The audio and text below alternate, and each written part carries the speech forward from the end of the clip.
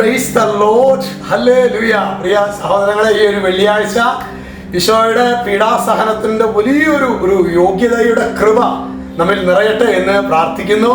ഇന്ന് നമ്മൾ ധ്യാനിക്കുന്നത് അത് സങ്കീർത്തന പുസ്തകം 23:1 വചനം വെളിപ്പെടുത്തുകയാണ്. കർത്താവാണ് എൻ്റെ ഇടയൻ, എനിക്കൊന്നിനും കുറവുണ്ടാവുകയില്ല. എനിക്കൊന്നിനും, അതായത് കർത്താവ് ഇടയനായിട്ടുള്ള ജനത ഭാഗ്യവാൻ. കാരണം എന്താണെന്ന് അറിയാമോ? അവർ ഭാഗ്യവാന്മാരാണ്, അവർക്കൊന്നിനും കുറവുണ്ടാവുകയില്ല. ഇന്ന് നാം ആത്മശോധന ചെയ്യേണ്ടത്, കർത്താവാണോ എൻ്റെ ഇടയൻ? ഇതാണ് നമ്മൾ ആത്മശോധന ചെയ്യേണ്ടത്. പ്രിയ സഹോദരങ്ങളെ, ഞാനൊരു ക്രിസ്ത്യാനിയാണോ എന്നല്ല, ശരിക്ക് യേശുവിനെ ഹൃദയത്തിൽ പൂജിച്ച് യേശു ആഗ്രഹിക്കുന്ന വഴിയെയാണോ ഞാൻ നടക്കുന്നത്?